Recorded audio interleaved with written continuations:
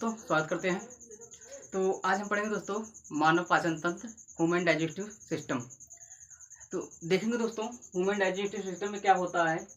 तो हम जानते हैं दोस्तों, जब हम भोजन को खाते हैं, भोजन को कैसे खाते हैं? मुंह के द्वारा। जी दोस्तों, किससे? मुंह के द्वारा खाते हैं। तो मुंह के द्वारा खाते हैं, जैसे भोजन में हम क्या खाते हैं? अरे खाते हैं क्या, क्या पसंद करते हो, क्या खाना पसंद करते हो?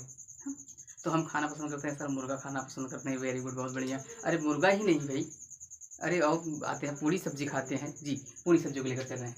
तो जब हम पूरी सब्जी यानी कि जब हम भोजन को भाई मुंह से ही खाएंगे, किससे खाएंगे? मुंह से। तो यानी कि हम जब मुंह के द्वारा भोजन को खाते हैं तो क्या करते हैं? दांत। दांत की भूमिका क्या है दोस्तों? दांत की भूमिका यह है कि दांत से उसको चबाते हैं। क्या करते हैं दोस्तों? दांत से उसको चबाते हैं। और चबाते हैं तो हमारे दांत कितने हैं? हमारे दांत 32 दांत हैं। कितने दोस्तों? 32 दांत हैं, जो उन्हें पीसने के कार्य करते हैं, यानी छोटे छोटे टुकड़ों में विभाजित करने के कार्य करते हैं। जी दोस्तों, हमारे मुख में अब लार भी होते हैं, जो भोजन को करते हैं क्या? भोजन को उसको लपेटने में कार्य करते हैं। और भोजन को छोटे छोटे टुकड़ों में विभाजित करना ही एक प्रकार का एंजाइम होता है। क्या होता है दोस्तों? एंजाइम होता है। जी दोस्तों, अब यहाँ पर हम मुंह के द्वारा भोजन को जब ले लिए मुंह में, तो मुंह में आने के बाद भोजन दोस्तों कहाँ आ रहा है? तो ध्यान देना, मुंह के बाद आएगा कहाँ? ग्रसनियों में। कहाँ आएगा? ग्रसनलियों में आएगा। कहाँ आएगा दोस्तों? ग्रसनलियों में आएगा। जी, अब ग्रसनलियों से होते हुए कहाँ आएगा दोस्तों? आमाशय में आएगा। कहाँ आएगा? भोजन आमाशय में आ गया। आमाशय में भोजन आएगा दोस्तों।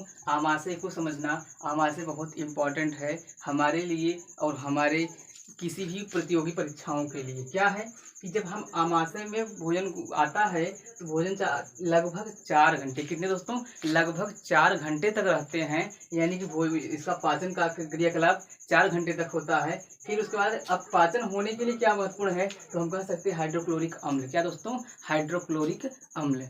हाइड्रोक्लोरिक अम्ल क्या है दोस्तों?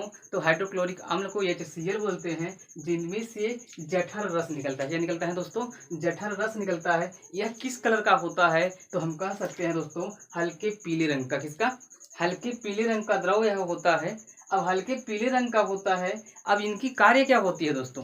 तो इनकी कार्य होती है भोजन को अम्लीय करना। भोजन को अम्लीय करना। तो भोजन अम्लीय होता है दोस्तों। अब यहाँ पर बहुत ही इम्पोर्टेंट, बहुत महत्वपूर्ण है कि अम्लीय क्यों होता है। तो हम जानते हैं दोस्तों, अम्ल जो होता है वह छोटे छोटे जीवाणुओं को भी नष्ट कर देता है। क्या करता है? जीवाणुओं को नष्ट करता है। यानी कि जब हम भोजन को खाते हैं तो छोटे छोटे अगर जीवाणु, अगर बैक्टीरिया गए भी होंगे तो उन्हें नष्ट करता है कौन? HCl यानी हाइड्रोक्लोरिक अम्ल। क्या करता है? नष्ट करता है दोस्तों। अब यह जो जठर रस होते हैं, ये जठर रस के एंजाइम कितने होते हैं दोस्तों?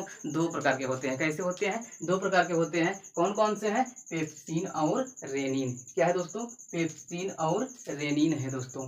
पेप्सिन और रेनिन है। फिर आगे बढ़ते हैं दोस्तों। अब भोजन आ गया यहाँ पर आमाशय। आमाशय से वह जाएगा कहाँ?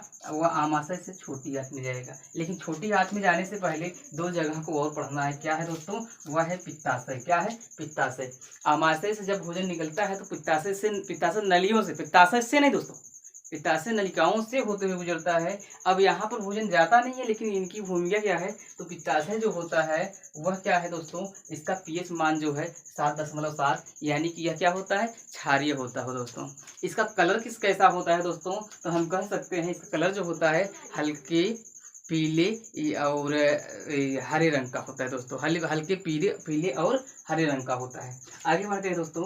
अब पित्ताशय से आगे भोजन कहाँ? अग्न्याशय नलिकाओं से होते हुए जाएगा। अग्न्याशय नलिकाओं से होते हुए जाएगा। अग्न्याशय में नहीं जाएगा दोस्तों, फिर से बोल रहे हैं, अग्न्याशय नलिकाओं से होते हुए जाएगा। अग्न्याशय नलिका की भूमिका क्या है दोस्तों? अग्न्याशय हमारा यहाँ पर है दोस्तों। अग्न्याशय यहाँ पर है। अब अग्न्याशय को बहुत इंपॉर्टेंट है दोस्तों, क्योंकि यह हमारे कंपटीशन में ज़्यादा पूछता है। कहाँ पूछता है दोस्तों?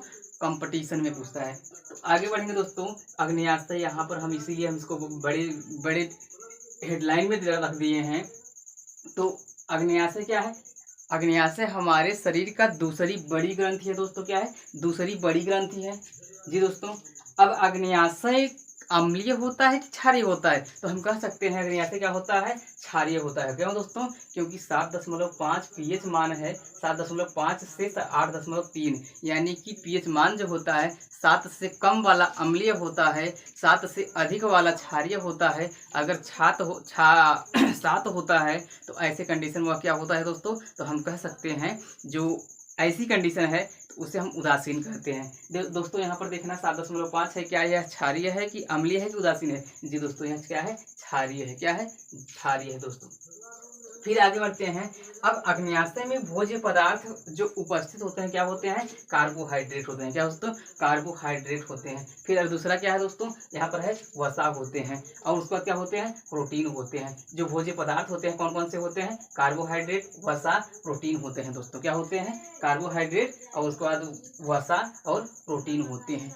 अग्न्याशय में दोस्तों बहुत महत्वपूर्ण है कि एक एंजाइम होता है, उस एंजाइम का नाम है, क्या नाम है, इंसुलिन। क्या नाम है, इंसुलिन है दोस्तों। इंसुलिन की बहुत महत्वपूर्ण भूमिका है। क्यों महत्वपूर्ण है, तो हम कह सकते हैं इंसुलिन की कमी से हमें एक महत्वपूर्ण यानी कि बहुत खतरनाक बीमारी से पीड़ित हो जाते हैं लोग। क्या होता है वह, तो हम कह सकते हैं मधुमेह। क्या, मधुमेह है। यह क्या है सर, तो हम कह सकते हैं डायबिटीज नाम की बीमारी। समझे हो कि नहीं, डायबिटीज नाम की बीमारी जानते हो कि नहीं? डायबिटीज को ही हम मधुमेह कहते हैं। डायबिटीज इंग्लिश शब्द है और हिंदी शब्द क्या है, मधुमेह। जी दोस्तों, अग्न्याशय की खोज किसने किया, तो हम कह सकते हैं लैंगरहेंस ने किया था। वेरी इंपॉर्टेंट, अग्न्याशय की खोज लैंगरहेंस ने किया था। जी दोस्तों, अब एक और है, थोड़ा सा समझेंगे कि यकृत हमारे जो शरीर का सबसे बड़ी ग्रंथि क्या है, तो हम कह सकते हैं यकृत। इसका वजन कितना होता है, 1.5 किलो से 2 किलो, यानी कि 1.5 kg से 2 kg तक। जी दोस्तों, अब आगे बढ़ते हैं। आगे बढ़ने के लिए क्या हमें मिल रहा है, तो आगे बढ़ने के लिए यहाँ पर हमें अब छोटी आंत में आना है दोस्तों। कहाँ आना है, छोटी आंत में। छोटी आंत की भूमिका क्या है दोस्तों, तो छोटी आंत की भूमिका यह है कि भोजन हमारा आमाशय से डायरेक्ट कहाँ आ जाता है, छोटी आंत में आता है। यहीं पर पूर्ण पाचन होता है। क्या दोस्तों, यहीं पर पूर्ण पाचन होता है। पूर्ण क्या होता है, पाचन होता है। पूर्ण पाचन का मतलब क्या है दोस्तों सर, तो यहाँ पर है छोटी आंत को पहली बात हम इंग्लिश में क्या बोलते हैं, स्मॉल इंटेस्टाइन बोलते हैं। क्या बोलते हैं, स्मॉल इंटेस्टाइन बोलते हैं। अब इसमें एंजाइम बहुत से एंजाइम होते हैं, उनके नाम बहुत से हैं, हम छोटा छोटा करके बताएंगे। एंजाइम में कौन से हैं, इसमें है एराप्सिन। क्या है, इरेप्सिन है दोस्तों। फिर अगला क्या है, माल्टेज है। माल्टेज हम इंग्लिश में माल्टेज बोलते हैं और उसके बाद हिंदी में माल्टेज है। अगला क्या है, लैक्टेज है। क्या है सर, लैक्टेज, इसको हम इंग्लिश में लैक्टेज बोलते हैं। अगला क्या है, सुक्रेस है। क्या है सर, सुक्रेस। क्या है, सुक्रेस है। अगले इसको हम इंग्लिश में सुक्रेज बोलते हैं। अगला क्या है सर, लाइपेज। क्या है, लाइपेज। जी दोस्तों, आगे बढ़ेंगे। आगे बढ़ने के लिए हमें क्या करना है, अब भोजन हमारा छोटी आंत में पूर्ण पाचन होता है। पूर्ण पाचन के बाद कहाँ आता है, तो हम कह सकते हैं वह बड़ी आंत में आ जाता है। कहाँ आता है दोस्तों, बड़ी आंत में आता है। अब बड़ी आंत की भूमिका कुछ नहीं है, बस यह भंडारण करता है। क्या सर, भंडारण करता है। और यहीं पर शायद है कि हमारे जो बचे हुए मल होते हैं वह क्या होते हैं, गुदा द्वारा निकल जाते हैं। किसके, गुदा द्वारा निकल जाते हैं, जिसे हम कह सकते हैं कि आशंकाएं होने पर लोग लेटरिन करने जाते हैं। क्या करते हैं, लेटरिन करने जाते हैं। जी दोस्तों, तो फिर से समझाते हैं।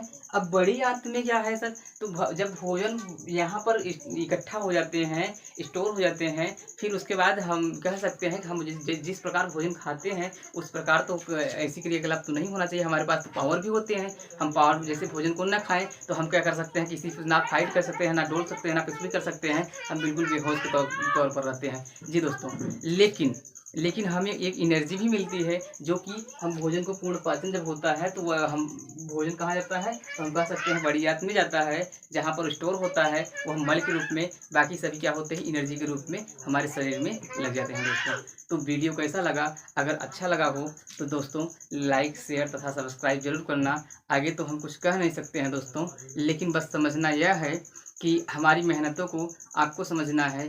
इस वीडियो को बनाने में हालांकि है छोटा, लेकिन हमने 2 घंटे तक इसको तैयार किया, तब इसको बनाया दोस्तों।